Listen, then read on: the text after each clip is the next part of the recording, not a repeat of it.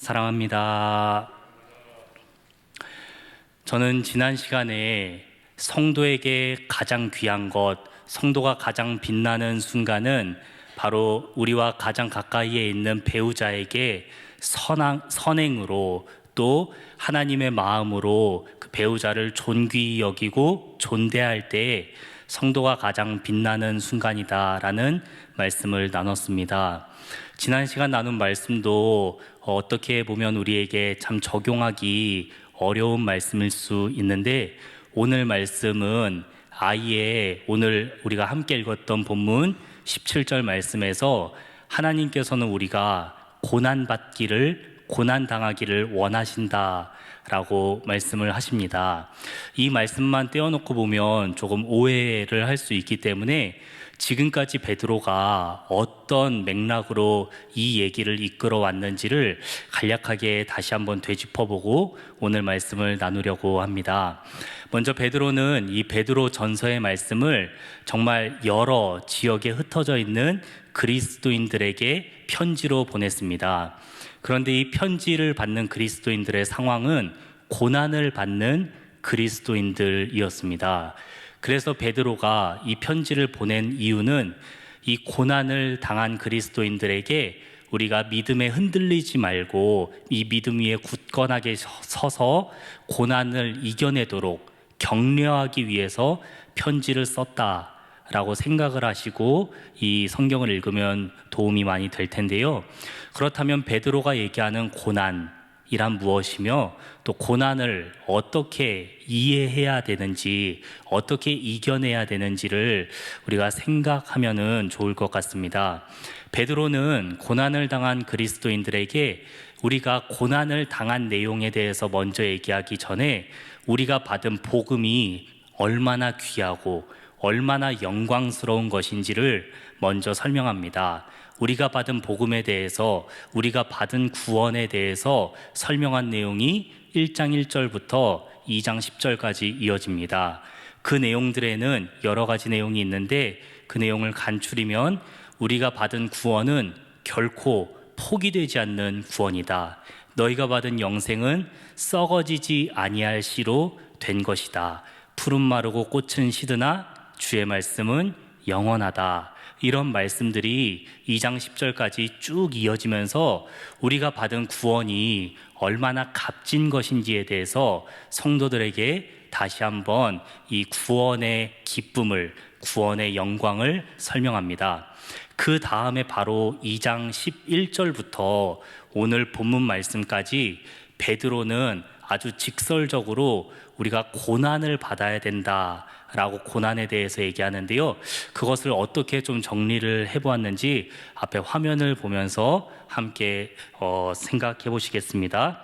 먼저 베드로는 2장 11절에서 17절에 이렇게 얘기합니다. 우리에게는 자유가 있으나, 무엇이든 할 자유가 있으나 하나님의 종과 같이 살아라 라고 얘기를 하고, 2장 18절에서 25절까지는 고난받는 종의 발자취, 예수 그리스도의 발자취를 따라서 육체의 상전에게 순종하라고 얘기하고, 그 다음에 지난 시간 살펴보았던 베드로전서 3장 1절에서 7절까지의 말씀은 성도가 가장 빛나는 순간은, 가장 존귀히 하나님께 여김받는 순간은 하나님을 경외하는 마음으로 가장 가까운 배우자에게 본이 되고 인정을 받을 때이다 라고 말씀을 나눴고, 오늘 본문 3장 8절에서 17절에는 선을 행함으로 고난받는 것이 하나님의 뜻이다 라고 얘기를 합니다.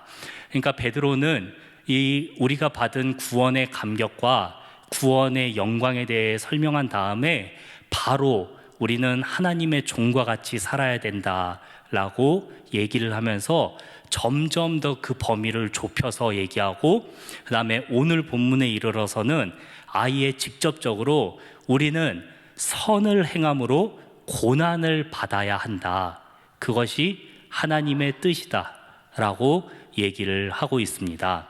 사랑하는 여러분, 그렇다면 선을 행함으로 고난을 받는다는 게 무슨 의미일까요?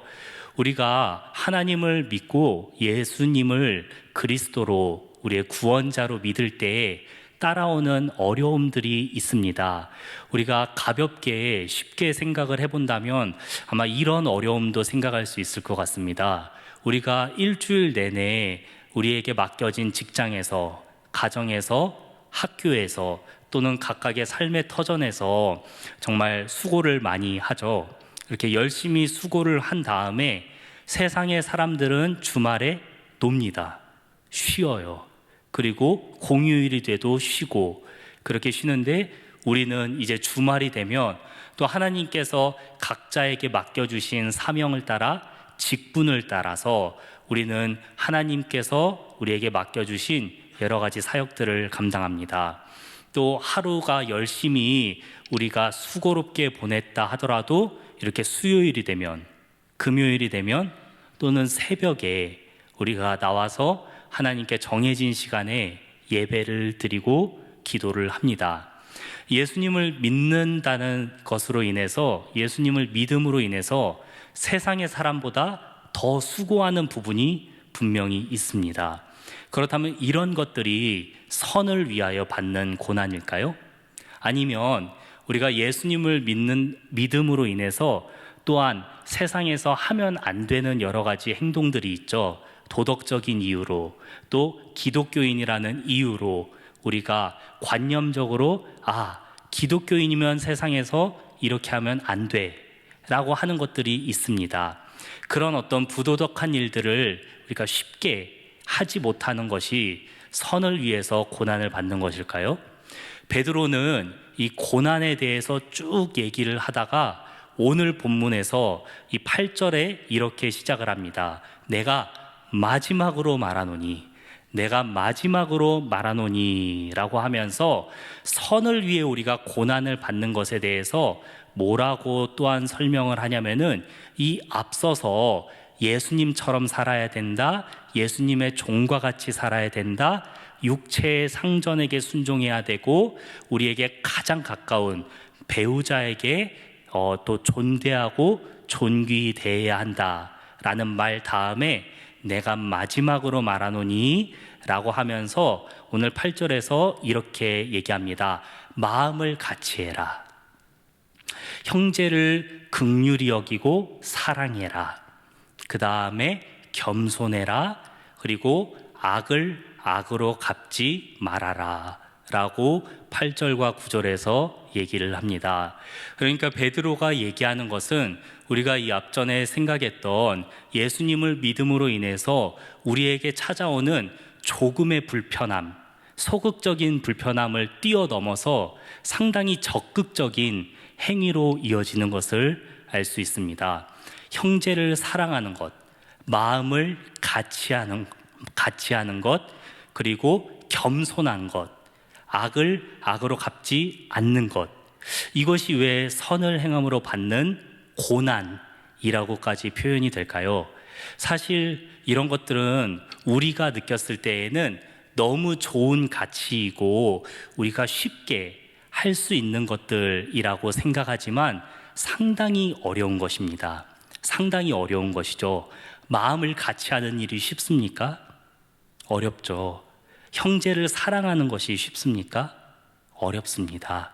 그렇다면은 겸손한 것은, 그렇다면 악을 쉽게 악으로 갚아버리는 것, 나를 공격하고 나에게 비방하고 해코지 하는 사람에게 욱해서 그냥 갚아버리는 것은 어떻습니까? 오히려 그렇게 하는 것이 더 쉬운데 악을 악으로 갚지 않는 것, 겸손한 것이 더 어렵습니다. 그래서 베드로는 선을 행함으로 받는 고난에 대해 설명할 때 이렇게 어려운 것, 우리의 마음을 따라서 우리의 정욕대로 내 본성대로 하는 것을 쉬운 것이라 생각을 하면서 내 본성을 거스르는 것, 내가 하고 싶은 대로 말하고 내가 행동하고 싶은 대로 행동하는 것을 넘어서서 하나님을 두려워하고 하나님의 뜻대로 행하는 것을 어려운 일, 육체의 고난을 받는 일이라고까지 설명을 했습니다. 그렇다면 베드로는 왜 이렇게까지 우리가 하나님의 말씀을 따르고 또한 선을 행함으로 고난을 받아야 된다고 얘기를 할까요? 10절 말씀에 보면 그 이유에 대해서 나오는데, 베드로는 그 이유에 대해서 10절 말씀에 이렇게 설명하고 있습니다. 그러므로라고 하면서 10절에서 말씀을 시작하는데, 사실 이 그러므로라는 표현은요, 왜냐하면이라고도 번역할 수 있습니다. 이 앞에서 우리가 선을 위해서 고난을 당해야 된다라는 이야기가 2장 초반부터 쭉 이어져 왔는데, 그렇게 해야 되는 근거, 왜 그렇게 해야 되는지에 대해서 10절, 11절, 12절 말씀에서 설명을 하는데, 베드로는 이 그리스도인들이라면 아주 잘 알만한 한 명의 인물을 데리고 와서 설명을 합니다.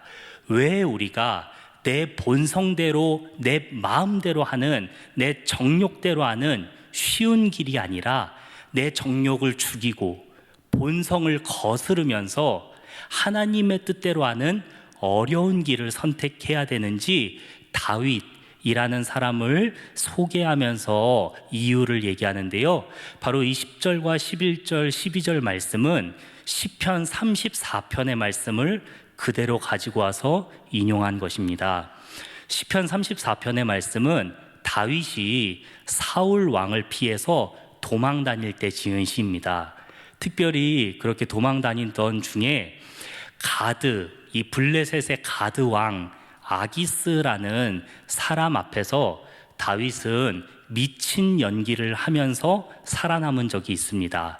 침을 흘리면서 그 앞에 성문에 오줌을 그저기면서 살아남았습니다. 그러니까 미친 자의 연기를 하면서까지 다윗이 살아남은 뒤에 지은 시가 시편 34편입니다. 그렇게 다윗이 살아남은 뒤에 시를 지었는데, 다윗에게 쉬운 길은 무엇이었을까요? 사울을 죽이는 것이었겠죠. 사울과 싸우는 것이었겠죠.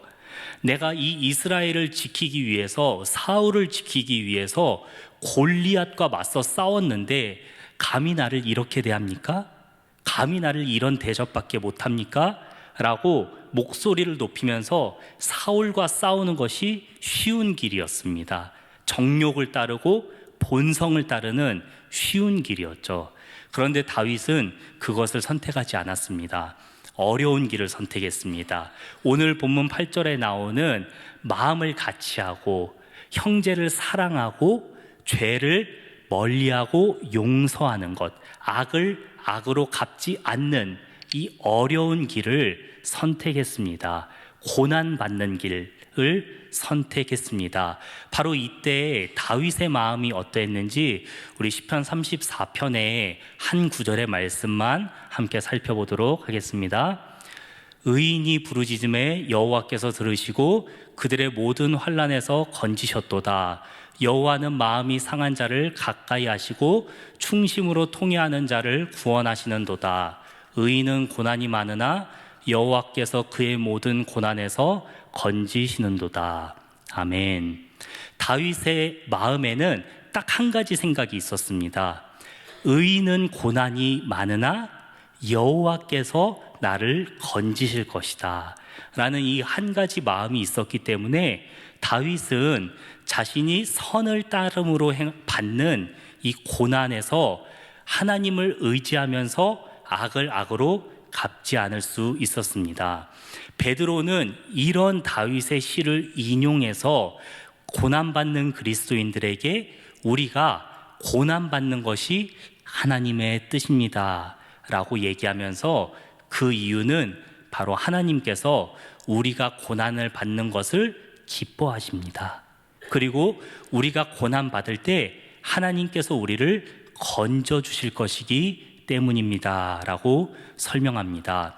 이쯤에서 우리가 정리할 수 있는 것은, 하나님이 원하시는 고난은 그냥 우리의 삶이 고통스럽고 힘들고 눈물 흘리고 매일 그냥 고난에 허덕이는 그런 인생을 원하시는 게 아니라, 선을 행함으로 우리에게 찾아오는 고난, 선을 행함으로 우리에게 찾아오는 것이 바로 하나님의 고난이라는 것을 알 수 있습니다. 사랑하는 여러분, 바로 이렇게 선을 행함으로 우리에게 고난이 찾아오고 하나님은 이렇게 우리가 고난받기를 원하시는데요. 이렇게 고난받는 인생에게 베드로는 누가 해를 가하겠느냐라고 13절에서 얘기를 합니다. 우리가 이토록 하나님의 말씀에 순종하려고 애를 쓰는데 누가 우리의 인생에 해를 가하겠느냐라고 얘기를 합니다. 그러나 또한 베드로는 이렇게 얘기합니다. 그러나 우리가 선을 행함으로 고난을 받을진데 우리의 삶을 보면서 세상의 사람들이 너희의 안에 있는 소망에 관한 이유를 물을 것이다 라고 얘기합니다. 그리고 또 어떤 사람도 있냐면 우리가 선을 행하는 것에 대해서 비방하고 욕하는 사람도 있을 것이라고 얘기합니다. 저는 이 말씀을 묵상하면서 몇 가지 상황이 떠올랐는데요. 제가 직장 생활을 할 때 회사에서 이제 구내식당에서 밥을 먹을 때 기도를 하고 먹죠. 근데 생각보다 많은 사람들이 기도를 안 합니다. 저는 기도를 할 때도 있고 못 할 때도 있었던 것 같아요. 늘 하지는 않았던 것 같은데 급하면 못 하기도 하고 또 상황이 안 되면 못 하기도 했었던 것 같은데 기도를 하고 밥을 먹는데 어느 날 저를 카풀해 주시던 한 다른 동료분께서 저에게 물었습니다. 왜 밥 먹을 때 기도합니까? 물었어요. 밥 먹을 때 기도하는 게 뭐가 잘못이라고 그렇게 저에게 물었는데, 이렇게 사람들은 우리가 조금만이라도 하나님의 말씀에 순종해서 살려고 할 때 우리의 마음에 도대체 무슨 소망을 갖고 사는지 질문을 한다라는 베드로의 말을 보면서 이 생각이 들었습니다. 왜 기도합니까? 왜 교회 다닙니까? 왜 주중 6일 동안 그렇게 열심히 일하고 주말에 쉬지 않고 왜 교회 갑니까? 당신이 열심히 피땀 흘려 번 돈을 왜 교회에 갖다 바칩니까? 이런 질문을 우리에게 하는 거예요. 우리의 마음에는 하나님 아버지를 향한 소망이 있기 때문에, 교회를 향한 소망이 있기 때문에 하나도 아깝지 않고 너무 기쁘고 너무 감사한데 세상의 사람들은 물어본다는 거예요. 왜 그런지. 그리고 또 하나의 질문은 무엇이죠? 비방하고 욕하는 말을 한다는 거예요. 베드로가 세상의 사람들이 너희의 선행을 보고 비방하고 욕할 것이다. 왜 교회를 가요? 왜 헌금해요? 왜 11조예요? 이런 질문들은 그냥 궁금해서 물어보는 것일 수 있죠. 그런데 이런 질문 말고도 더 가시가 돋친 질문도 있습니다. 왜 당신만 그렇게 어렵게 삽니까? 왜 당신만 의로운 척하며 삽니까? 이런 질문도 받았어요. 왜 당신만 회식 자리에서 거룩한 척합니까? 이런 질문을 받는 거예요. 근데 세상의 사람들은 이해를 못하는 거예요. 조롱하는 거예요. 이런 말씀에 대해서 베드로전서 4장 16절에서는 육체의 정욕에 빠져 있는 세상의 사람들은 극한 방탕으로 치다르면서 하나님의 말씀을 따르는 자들을 이해하지 못한다라고 얘기합니다. 그러니까 세상의 사람들은 우리의 삶을 절대로 이해할 수 없는 거예요. 베드로는 이런 우리의 삶을 얘기하면서 이렇게 고난받는 것, 이런 질문을 받는 것, 이렇게 세상 사람들한테 의아하다고 조롱받고 비방받는 것이 하나님 아버지께서 우리에게 바라시는 선을 행함으로 받는 고난이다 라고 얘기하는 것입니다. 사랑하는 여러분, 우리에게는 이런 선을 행함으로 받는 고난이 있습니까? 하나님의 말씀에 순종하려고 어려운 길을 선택해 보신 적이 있습니까? 내 마음대로 쉽게 선택할 수 있는 육체의 쾌락, 정욕대로 따르는 삶, 내 마음대로 말하고 내 마음대로 행동하고 그동안 내가 살아왔던 방식대로 결정하는 쉬운 인생이 아니라 하나님의 한 구절 말씀에 내가 한번 매여 보겠다, 내가 한번 굴복해 보겠다, 내가 한번 순종해 보겠다고 어려운 길을 선택해 보신 적이 있습니까?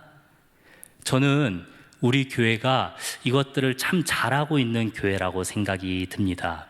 왜냐하면 얼마 전에 우리가 다 함께 전교우 성경 필사를 했었죠. 성경 필사를 하면서 우리는 무슨 훈련을 했습니까? 우리는 우리의 시간을, 우리의 재능을, 우리가 갖고 있는 모든 것들을 한번 성경 필사하는 데에 쏟아 부어보는, 우리의 시간을 내 편한 대로 쓰지 않고 어렵게 한번 사용해보는 훈련을 같이 했었습니다. 그래서 우리가 같이 열심히 필사를 해서 지금 아름다운 우리 교우들의 손글씨가 담긴 필사본이 지금 만들어지고 있잖아요. 그런데 만약에 우리가 그 시간이라는 것을 우리의 마음껏, 우리의 정욕대로 따라서 썼으면 어떻게 쓸 수 있을까요? 드라마 한두 편 보면 되지 않을까요? 영화 한 편 극장에 가서 보는 것, 여행 가는 것, 또는 좋아하는 사람들과 만나서 카페에서 차를 마시며 담소를 나누는 것, 그런 것으로 우리의 시간을 쓸 수 있겠죠. 그런 인생이 쉬운 인생입니다. 그렇게만 사는 것이 쉬운 방법이에요. 그렇게 사는 것이 나쁜 건 아니지만 그렇게 쉬운 길들만 택하는 것에는 하나님 아버지의 뜻이 없다라고 오늘 본문을 통해서 알 수 있습니다. 어려운 길을 선택하는 것은 우리의 시간을 하나님의 말씀을 쓰는 일에 한번 투자해 보는 거예요. 쉽게 드라마를 보면서 1시간, 2시간, 3시간, 4시간 유튜브를 보면서도 보낼 수 있어요. 쉽게 보낼 수 있는 시간을 어렵게 한번 성경 쓰는 거예요. 성경 쓰면은 1시간이 빨리 갑니까? 저는 잘 안 가더라고요. 저는 목사라서 3장을 썼잖아요. 네, 생각보다 어려웠어요. 예, 글씨 쓰는데 막 손도 막 부들부들 떨리고, 아유, 이거 잘못 쓰면 어떻게 하지? 이런 마음으로 드라마를 볼 때보다, 제가 좋아하는 뭔가를 할 때보다 훨씬 시간이 더디게 가는 걸 느꼈습니다. 사랑하는 여러분, 바로 이런 것들이 시간을 어렵게 쓰는 것입니다. 우리에게 주어진 삶을 어렵게 선택하고 사는 것입니다. 제가 간략한 예를 들었듯이 또 베드로의 오늘 본문 말씀을 통해서도 알 수 있듯이 우리가 고난을 받는 것이 하나님의 뜻인데 우리의 정욕대로 행하지 않고 하나님의 말씀대로 순종하는 것이 하나님의 뜻인데, 그렇다면 이 육체의 고난을 어떻게 잘 이겨낼 수 있을까요? 그것은 바로 육체의 고난을 당하는 사람, 선을 행함으로 고난을 받는 사람들에게 나타나는 특징은 오늘 8절 말씀에 나와 있는 것처럼 마음을 함께하는 것입니다. 형제를 사랑하고 용서하고 겸손하며 마음을 함께하는 것입니다. 우리가 혼자서 결단하고 혼자서 하나님의 말씀대로 살아보겠다고 할 때는 이겨낼 수 없지만, 우리가 마음을 같이 해서 교회라는 이름으로 모이면 우리가 함께 성경 66권을 필사할 수 있었던 것처럼 우리의 육체의 정욕을 제어하고 하나님의 말씀을 따라 살 수 있는 줄 믿습니다. 성경에는 이런 예들이 참 많지만 한 구절 말씀, 우리 전도서의 말씀만 함께 나누어 보도록 하겠습니다. 두 사람이 한 사람보다 나음은 그들이 수고함으로 좋은 상을 얻을 것임이라. 혹시 그들이 넘어지면 하나가 그 동물을 붙들어 일으키려니와 홀로 있어 넘어지고 붙들어 일으킬 자가 없는 자에게는 화가 있으리라. 또 두 사람이 함께 누우면 따뜻하거니와 한 사람이면 어찌 따뜻하랴. 한 사람이면 패하겠거니와 두 사람이면 맞설 수 있나니 세 겹줄은 쉽게 끊어지지 아니하느니라. 아멘. 전도서의 말씀처럼 한 사람이면 당해낼 수 없고 능히 끊어지지만 세 겹줄이 되면 쉽게 끊어지지 않고 우리의 육체의 정욕을 따라 살지 않으며 어려운 길, 하나님께서 우리에게 원하시는 그 선을 행함으로 받는 고난의 길을 따라 살 수 있는 줄 믿습니다. 아멘. 말씀을 정리하겠습니다. 오늘 베드로는 우리에게 이렇게 얘기합니다. 선을 행함으로 받는 고난이 하나님의 뜻입니다. 내 육체의 정욕을 따라 쉽게 선택하고 쉽게 살아가는 것이 아니라 하나님의 말씀에 순종하며 살아가는 것이 하나님의 뜻입니다 라고 얘기합니다. 그리고 나서 그렇게 함께 살기 위해서 마음을 같이 하십시오. 형제를 사랑하십시오. 겸손하고 용서하며 화목하라고 얘기합니다. 이 연말에 우리의 마음을 다시 한번 주님께로 향하고 우리가 하나님의 말씀대로 살아가기로 힘쓸 때 하나님께서 우리에게 주신 이 아름다운 일산 공동체를 통해서 우리 교회 공동체를 통해서 우리가 함께 할 때 하나님께서 주신 이 말씀대로 따라 살 수 있는 힘을 얻게 될 줄 믿습니다. 우리 혼자는 당해낼 수 없지만 하나님께서 날마다 우리와 함께 하셔서 우리가 함께 걸어갈 때 하나님께서 우리에게 능히 감당할 힘 주실 것을 믿습니다.